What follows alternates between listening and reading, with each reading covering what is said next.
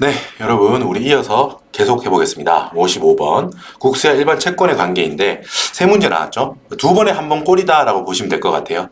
그래서 이제 비중을 어느 정도 조정해서 공부해주세요. 자, 여러분, 그리고 국세 일본 채권의 관계가 요것도 여러분, 뭐랄까, 제2차 납세 일무도 어렵게 나오면 되게 어렵게 나올 수 있다고 해서 우리 기출된 것까지만 보자고 말씀을 드렸었잖아요. 그 정도면은 충분하다라고 했는데, 훌륭하다라고 했는데, 자, 여기도, 일반 채권 여기도 소액 임차 보증금이나 이런 이슈가 되게 있어가지고, 어렵게 만약에 나온다고 하면 되게 복잡해져요. 그런데 일단 우리는 이 세 문제에 대해서 기출된 것까지만 정리하고 넘어가는 걸로 하겠습니다. 옳지 않은 것은 1번 국세와 지방세 서로 간에도 압류선착수주의가 적용된다. 여러분, 압류선착수주의가 아니에요.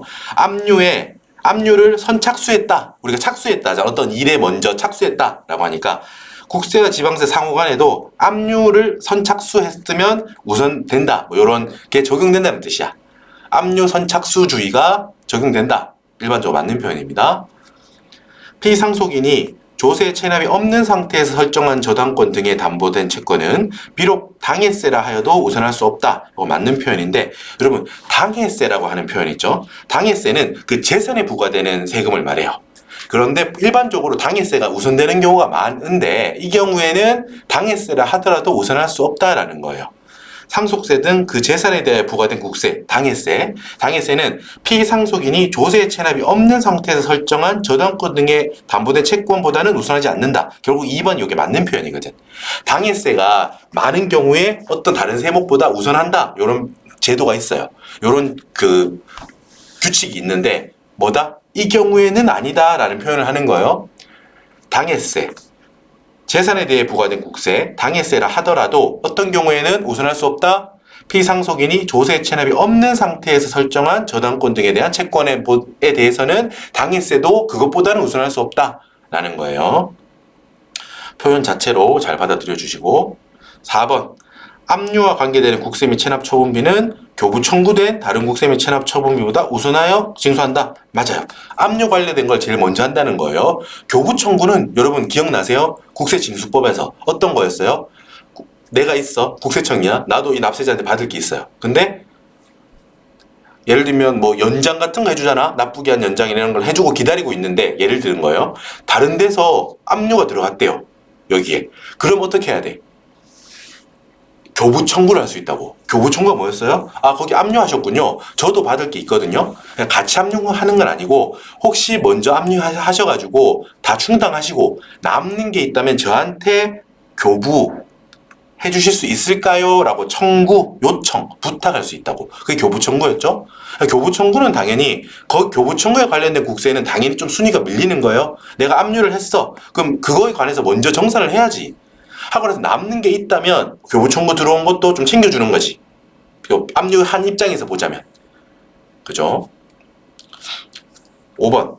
납세 담보물을 매각한 때에는 압류에 의한 우선순위에도 불구하고 매각 대금 중에서 담보권에 의해 담보된 관련된 조세가 우선한다. 이것도 맞는 표현입니다. 자. 그렇죠? 5번. 납세 담보물을 팔았다. 이때는 압류 우선순위에 불구하고 담보권 관련 조세가 우선한다라는 거야. 담보를 팔았으니까 그 담보권 관련한 조세를 먼저 챙겨주겠다 이 말이에요. 됐죠? 그리고 우리가 아까 전에 제가 잠깐 말씀드렸던 당해세가 웬만하면 우선된다라는 게 이 원칙이에요. 초록이 해당 재산에 대해 부과된 세금, 상속세, 증여세, 종부세 이런 것들이 재산에 관한 거지. 이른바 당해세라고 합니다. 이런 것들은 법정 기일 전에 설정된 채권보다 우선하거든. 먼저 하는 게 원칙이야. 잠깐 설명드리자면 왜냐하면 이거는 상속, 증여 이런 걸 하기 전에 이 당해세는 이런 게 있을 거라고 상속세, 증여세는 상속, 증여가 있으면 요런 세금이 나올 거라고 예상 가능하기 때문이에요. 그렇기 때문에 법정 기일 전에 설정을 한 채권이라고 하더라도 야 당해세는 예상할 수 있었잖아. 그러니까 당해세가 먼저 된다 이런 거거든요. 여러분 깊이 들어가면 여기 너무 어려워져. 케이스도 너무 많아지고 2023년에 특히 여기 관련해서 이제 복잡한 이런 것들이 있어가지고 추가된 내용도 많거든요. 그래서 거기까지는 우리는 스킵하자라는 거예요. 나왔던 것까지 합니다. 저는 현실적으로 이제 우리는 전업수험생도 아니고 한정된 시간을 쓰기 때문에 현실적으로 다 가져갈 수 없다면 애초에 하지 말자는 주의예요. 제가 강의가 길어진다고 하더라도 왜 길어져요? 잠깐 다른 소리 하면 어떤 특정한 그 주제를 이해시켜 드리기 위해서 스토리를 풀어 드리니까 그래서 강의가 길어지는 거잖아요. 이것도 하고 저것도 합시다. 다 이렇게 내용을 벌려 가지고 다 하지 않잖아요, 제가. 저는 제가 스토리를 설명드리는 거는 그거는 이해가 필요하다고 제가 생각하는 거예요. 그것까지 알고 있으면 이 암기할 때 도움이 되거나 그렇기 때문에 설명드리는 거라는 거. 이게 뭐 강의 끝나가니까 아시겠죠? 제가 그런 기조로 하고 있다는 거 아실 거예요. 압류 재산의 질권 또는 저당권에 의해 담보된 채권이 없어요. 이 경우에 우선 변제 순위가 어떻게 되느냐는 거예요. 일단 이건 무조건 항상 1번이에요, 여러분. 우선 변제 소액 보증금, 최종 3개월 임금, 그리고 재해보상금. 이건 항상 1번이에요. 그리고 기타 임금 채권이 2번, 국세 3번, 다음 일반 채권이 4번. 요 4번 요거거든요, 정답이. 자, 보세요. 지금 이게 경우 1번이야. 여기까지는 봅시다. 요 문제는 경우 1번을 물어봐요. 압류 재산에 질권 저당권에 의해 담보된 채권이 없는 경우에는 이렇게 돼. 1번 공익비용은 무조건이야. 이거부터 메꿔줘야지 여러분 뭔가 진행이 되지. 그지? 강제집행, 경매비용, 강제징수비. 이거는 먼저 압류 관련해서 처리하면서 들어간 실무비용이니까 이걸 메꿔줘야 될 거 아니야. 공익비용 먼저 1번. 2번 임차인 방금 봤던 거 소액 보증금, 최우선 3개월 임금채권 이런 것들 1번, 2번은 아래 경우든 윗 경우든 동일하죠. 여긴 똑같아요. 하늘색은 똑같아. 그 다음에 3번, 4번, 5번이 조금 달라요. 봅시다. 일단 이 문제에서는 뭐다? 일반적인 임금채권 요거잖아. 일반적인 임금채권 요거죠? 그죠? 그리고 국세 요거죠? 다음에 일반 채권 요 순서죠. 순서 색깔이 아이고 파랑이 아닌데 지워지면 안 돼. 일반적인 임금채권, 국세, 일반채권. 파란색, 연두색, 요거 뭐 오렌지색 요렇게 이어지죠. 이게 담보 채권이 없는 경우예요. 자, 경우 2번 따라와 보세요. 여기까지 나올 수 있어. 경우 2번. 국세 법정 기일 전에 설정된 채권이 있는 경우야. 이때는 여러분, 이때도 하늘색은 똑같아요. 공익비용 먼저, 강제집행비 먼저 하고, 임차인 소액보증금, 최종 3개월 임금 채권은 먼저 해야 돼. 최우선 임금 채권이 그 말입니다. 마지막 3개월 임금이에요. 자, 이런 경우에는, 자, 요게 끼어들죠? 위에 없었던. 질권 저당권에 의해 담보된 채권이 여기 들어오고요. 그 다음에 여러분, 국세가 오는 게 아닙니다. 국세 그리고 일반 채권이 오는 게 아니고 지금 국세 법정 기일 전에 담보가 됐잖아. 그러니까 이 국세 5번 국세보다 질권 저당권 채권이 앞에 온다고요. 왜? 국세 5번 국세 법정 기일보다 저당권 설정 일자가 빠르거든. 그래서 앞에 왔다고 3번에 왔어. 자, 이 경우에 또 특이한 점이 하나 있다고요. 이때 3번 요게 5번 국세보다 빨리 오는 건 알겠죠? 빠르다고 위에 표현이 돼 있잖아. 국세 법정 기일 전에 저당권이 설정되었다. 그 채권이다. 3번이 앞에 오는 거 알겠어. 근데 이 경우에 여러분 일반적인 임금 채권이 가운데 낀다는 거. 국세보다는 우선하지만 질권 설정된 채권에는 밀린다는 거예요. 빨간색 글씨. 됐죠? 일반적인 임금 채권이 여기 들어온다는 점이에요. 국세 앞에 있죠? 여기는 위하고 똑같아. 이거하고 똑같잖아 지금. 국세 앞에 일반적인 임금 채권이 있다는 거야. 됐죠? 여기까지는 똑같아요. 국세가 질권 채권에 밀리면서 저당권이 있는 채권에 밀리면서 일반적인 임금 채권도 같이 지금 밀렸죠. 여기까지 했고 미안한데 한 걸음 더 여러분 사실 어려우면 그냥 경우 1번 외우고 넘어오세요. 지금 이거는 한번 알아만 두자는 거예요. 여기까지는 보고 오면 넘어가도 좋습니다. 사실 저당권 채권이 있긴 한데 그 저당권 설정이 법정 기일보다 늦었대. 그러면 어때? 우리 상식적으로 생각해봐요. 그렇다면 이 저당권 채권이 법정기일 이후에 설정됐으니까 뭐보다 밀리겠어? 국세보다 밀리겠죠? 그러니까 국세가 앞에 와. 3번 국세. 그리고 4번 질권 저당권 채권이 요 4번으로 와요. 국세보다 밀리는 거는 지금 우리 이해되시죠? 여기까지 이해되시잖아. 오케이. 근데 이 경우에 지금 헷갈리는 게 이거예요. 일반적인 임금 채권 이게 지금 국세 앞에 있다가 어디까지 튕겼어 지금. 요 저당권 채권보다 더 뒤로 밀렸죠. 이게 규정이 이렇게 돼 있어서 그래요. 여기 읽어볼게. 제가 정리해뒀습니다. 임금 채권 있죠. 이 보통의 임금 채권은 보통 국세보다 우선하죠. 이 앞에 있잖아 지금. 일반적인 임금 채권이 국세보다 앞에 있죠. 여기. 맞죠? 그렇지만 이 경우가 있는 거야. 결론이 이거야. 만약에 연두색 보세요. 만약에 일반 채권 중 국세에 밀리는 일반 채권이 있는 경우, 즉 뭐야? 저당권 설정일이 국세 법정 기일보다 늦었대. 그래서 일반 채권이 밀렸죠, 국세에. 4번으로 이렇게 밀렸다는 거야. 이렇다면 이 경우에는 임금 채권이 특이하게도 일반 채권뿐만 아니라 국세한테도 밀린다는 거야. 그러니까 이 뒤로 오게 되는 거거든. 여러분 이게 복잡한 규정이긴 한데, 자, 경우별로 이렇게 나눠져야 돼. 실제 시험 문제에서 지금 이 경우는 아주 쉽게 채권이 아예 없어. 저당권 채권이 없는 경우이기 때문에 아주 심플하게 이게 나온 거고, 경우 1번이 나온 거고, 경우 2번, 경우 3번도 사실 충분히 나올 수 있습니다. 그래서 그거에 대한 풀이로서 이게 제가 경우를 설명을 드렸는데, 결국은 사실 암기가 돼야 되고요. 일단 뭐는 최소한 잡고 가자. 공익비용, 임차인, 소득보증금 및 임금 채권 중에서 최종 3개월 최우선 임금 채권, 이건 무조건 제일 앞이라는 건 알자. 어떻게 됐든 알고, 지금 경우 2, 경우 3번을 체크하자. 뭐가 헷갈리게 된다? 어디 부분이 헷갈린다? 경우 2번 같은 경우는 채권이 국세보다 앞서요. 그렇기 때문에 일반적인 채권, 여기 죄송합니다. 여기가 아니고 앞서요. 그래서 저당권 채권이 국세보다 앞서면서 국세 앞에 일반적인 임금 채권이 있는 경우야. 경우 3번은 채권이 국세에 밀려요. 그랬기 때문에 국세가 채권보다 앞에 있죠.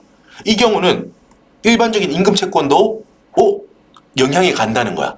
일반적인 임금 채권은 얘 자체는 그냥 똑같아. 그런데 상대적으로 이 경우는 특이하게 밀린다는 거지. 국세한테 밀리는 경우가 돼버린다는 거야. 특이합니다. 특이한 거예요. 이렇게 별도로 잘 외워둡시다. 자, 국세기본법상 국세 우선권 여부 판단 기준인 아까 제가 법정기일보다 빠르다, 저당권 설정일이 법정기일보다 빠르다, 늦다라고 했잖아. 근데 그 법정기일이 언젠지에 대한 내용을 알아봅시다. 법정기일이란 일반인이 국세가 지금 여기 있구나 라는 거를 확인할 수 있는 시점이에요. 그렇기 때문에 우리 저당권 같은 거 설정하러 간다고, 내가 어떤 재산에 대해서 저당권을 설정하고 싶어, 등기 간다고. 근데 요 국세의 존재가 있다는 걸 확인할 수 있는지 없는지에 따라서 우선권을 누구한테 주느냐의 문제야. 법정기일은 존재를 확인할 수 있는 시점이거든. 그래서 법정기일 전에 내가 설정을 했어. 그럼 어떻게 했어? 설정하는 시점에는 법정기일이 아직 안 왔죠. 그 국세의 법정기일이 오지 않았어. 국세의 존재를 확인할 수 있나요? 없나요? 없잖아. 그래서 일반 채권의 저당권 설정이 먼저 돼 있는 그 채권에 우선권을 주는 거야. 근데 내가 저당권을 설정하러 갔어. 근데 법정기일이 지난 후야. 그럼 그때는 무슨 뜻이야 그게? 이 국세가 있다는 거를 저당권을 설정하는 시점에 국세가 있다는 거를 확인할 수 있다는 거지. 그러면은 그때는 어때? 국세가 앞에 있다는 우선권을 가지는 거지. 프라이어티를 가진다는 거예요. 됐죠? 그래서 우리가 이렇습니다. 1번. 신고에 따라 납세 의무가 확정되는 국세. 자, 우리가 기본적으로 우리 법소부 이런 것들 있지? 그런 것들은 경우는 신고한 해당 세액은 그 신고일입니다. 밑에 초록이. 여러분, 신고 납세 제도를 취하는 국세라고 하더라도 신고한 세액 부분에 대해서만 국한돼요. 뒤에 설명을 적어 놓은 거야, 이거. 즉, 신고 납세 제도를 취하는 법인세, 소득세, 부가세라고 하더라도 만약에 무신고 혹은 과소신고해서 무신고한 과소신고한 부분에 대해 정부가 경정하는 경우에는 신고를 안 했잖아. 그 세액에 대해서. 어때? 납부고지서 발송일. 즉 납부고지서 발송일을 법정 기일로 한다는 거예요. 여러분 까다롭다고 했잖아. 원래 못 알아듣는다기보다 원래 까다로워요. 이 부분이. 그래서 한번 차분히 읽어보세요. 신고납세 제도라고 해도 법인세라고 해도 어떤 자기가 신고한 세액에 대해서는 확인이 언제 돼? 신고일로 확정이 됐으니까 확인이 돼요. 그런데 신고납세 제도라고 하더라도 무신고한 부분 혹은 과소신고에서 정부가 경정을 한다면 신고일이 법정기일이 아니라는 거야. 그때 알 수 없잖아요. 신고 안 했는데. 맞죠? 그래서 정부가 그 부분을 확인하고 경일정한다면 납부고지서 발송일을 법정기일로 한다는 거예요. 됐죠? 이렇게. 2번. 과세표준과 세액을 정부가 결정 혹은 수시부가 결정을 하는 경우는 고지할 거 아니야. 결정할 때 고지할 거 아니야. 이 금액이다 너 내라 라고 고지할 거 아니야. 그 세액은 뭐다? 납부고지서의 발송일. 아까 전에 신고했지만 무신고, 과소신고해서 정부가 결정한 경우에 납부고지서 발송일. 똑같은 거예요. 이건 애초에 신고 안 하고 정부가 결정하는 거니까. 결정을 해서 우리가 고지했으니까. 고지했다면은 납부고지서 발송일이에요. 한번 찬찬히 읽어보세요. 여기까지 깊이 있는 것 같습니다. 법정기일까지 구별하려면. 한번 풀어봅시다. 1번. 1월 25일까지 신고했는데 무납부했대. 이 경우에는 부와 같이 되실 경우 1월 25일 신고일이야. 신고일. 신고를 했잖아요. 납부, 제가 아까 납부라고 안 했어요. 납부는 체납조가하고 연결되는 거고 신고는 했잖아. 그러니까 이만큼 얘가 이 관련해서 세금이 있구나라는 걸 확인되잖아. 그러니까 뭐다? 납부하지 않았더라도 신고만 했으면 그 신고일을 법정기일로 한다. 그래서 1번이 맞는 거예요. 이런 식으로 구별합니다. 3번. 부가가치세를 무신고했어. 그래서 세무서에서 조사 결정했다는 거예요. 그렇다면 어때? 부가가치세는 원래 신고 납부 세목이지만 무신고했지. 그래서 정부가 그걸 결정했지. 그 경우에는 법정기일이 언제라고?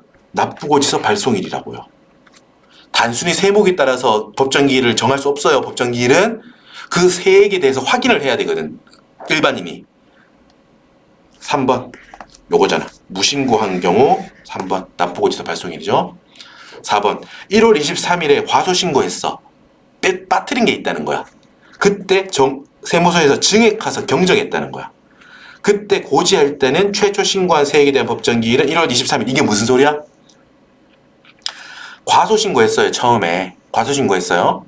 근데 과소신고한 부분에 대해서는 아무튼 신고한 부분에 대해서는 그 신고일을 납부기일로 보자. 법정기일로 보잖아.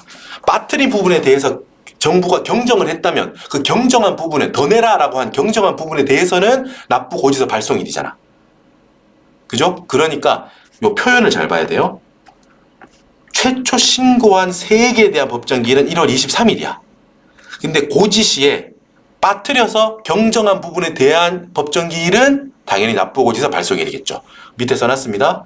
최초 신고분에 대한 법정기일은 신고일 1월 23일. 증액 경정한 부분의 법정기일은 납부고지서 발송일. 이렇게 나눠진다고요. 됐죠? 원천징수 의무자로부터 징수하는 소득세는 그 수익금액을 지급하는 때. 맞아요. 5번. 뒤쪽에 따로 정리되어 있겠죠. 5번. 인지세나 원천징수 의무자나 납세조합으로부터 징수하는 소법 농특세는 납세 의무 확정일을 법정기일로 합니다. 그리고 2번 보고 올게요. 정답 보시죠. 2차 납세 의무자로부터 징수하는 경우 주된 납세자의 법정기일을 따라간다. 이거 그럴싸하죠? 아니에요. 2차 납세 의무자가 여러분 이거는 어떤 속임수가 있냐면 제가 아까 전에 2차 납세 의무가 핵심이 그거였지. 부종성, 보충성. 보충성은 뭐예요? 본래 납세 의무자가 못 갚은, 세금을 못 낸 부분에 한해서 보충적으로 한다. 보충성. 부종성은 뭐야? 주된 납세 의무자의 납세 의무가 사라졌다면 그거를 부차적으로 따라가서 2차 납세 의무도 사라진다. 이게 부종성이었죠.